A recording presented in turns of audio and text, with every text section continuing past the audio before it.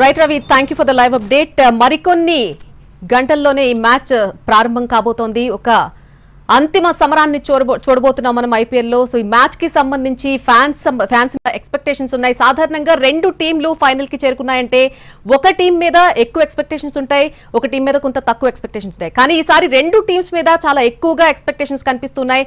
So ఈ match కి సంబంధించి పూర్తి అప్డేట్స్ వైజాగ్ నుంచి మా ప్రతినిధి చిరంజీవి అందిస్తారు. Chiranjeevi, over to you. ఎస్ఎన్ఎల్ని ప్రస్తుతం అయితే విశాఖలో ఐపీఎల్ ఫైనల్ సంబంధించి ఫేవర్ అయితే మొదలైందని చెప్పుకోవాలి. ఎందుకంటే ఆ ఫ్యాన్స్ అంతా కూడా తమ అభిమాన జట్లు ఎట్టకేలకు ఫైనల్ చేరుకున్నాయి. ఒకవైపు ఆర్సీబీ, మరోవైపు ఫైనల్స్ పంజాబ్ కూడా తలబడబోతుంది. అయితే రివెంజ్ మ్యాచ్ ప్లాన్ చేసేందుకు ఒకవైపు పంజాబ్ అయితే ప్లాన్ చేస్తుంటే ఆర్సీబీ మాత్రం ఆ ఫ్యాన్స్ నమ్మకాన్ని నిలబెట్టుకునేందుకు వచ్చినటువంటి మరో అవకాశం అయితే చేపించేందుకు రెడీ అవుతుంది. దీనికి తగ్గట్టుగానే విశాఖలో అయితే సుమారు 50 నుంచి 60 స్క్రీన్లను కూడా ఏర్పాటు చేసినటువంటి పరిస్థితి మనకు కనిపిస్తుంది. మనం చూస్తున్నాం విశాఖలో ఇప్పుడే ఐపీఎల్ కి సంబంధించి ఈ సీజన్ అంతా కూడా ప్రతి ఇయర్ లాగే ఈ ఇయర్ కూడా పలు రెస్టారెంట్, హోటల్స్, పబ్స్ లో కూడా ఇటువంటి బిగ్ స్క్రీన్లు ఏర్పాటు చేయడం జరిగింది. ఫ్యాన్స్ అంతా కూడా వీటిని చక్కగా ఎంజాయ్ చేస్తున్నటువంటి పరిస్థితి కనిపిస్తుంది. మరి దీనికి తగ్గట్టుగానే ఈసారి కూడా విశాఖలో ఏర్పాట్లు మనం ఒకసారి చూస్తున్నాం.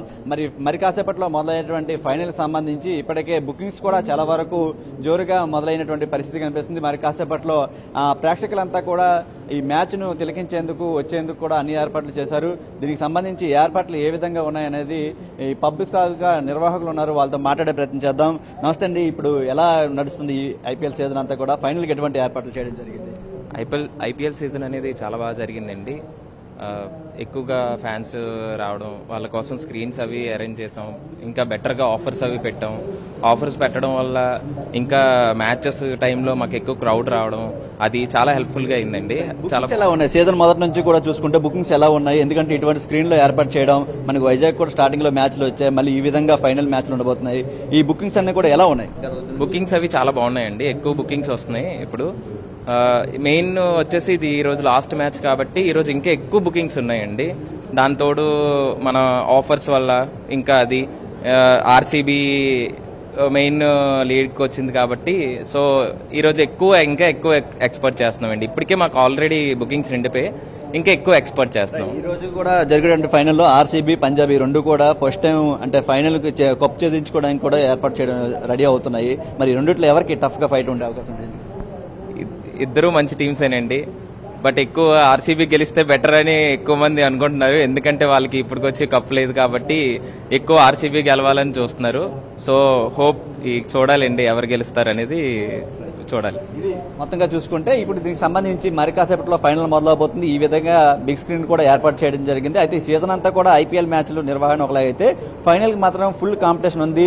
సుమారు దాదాపుగా 50 నుంచి 60 వరకు కూడా ఇటువంటి బిగ్ స్క్రీన్లు ప్రతి రెస్టారెంట్, హోటల్స్ అన్నింటిలో కూడా ఏర్పాటు చేయడం జరిగింది. మరి కాసేపట్లో మొదలైనటువంటి ఆర్సీబీ పంజాబ్ ఫైనల్ కి ఫ్యాన్స్ కూడా చాలా ఎక్స్పెక్టేషన్ పెట్టుకున్నారు.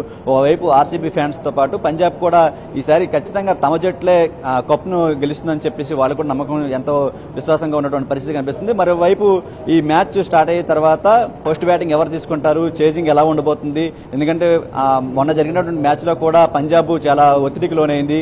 మరి ఈసారి ఫైనల్ ఏ విధంగా జరగబోతుంది అనేది కూడా అభిమానులంతా కూడా ఎంతో ఆసక్తిగా ఎదురు చూస్తున్న పరిస్థితి కనిపిస్తుంది.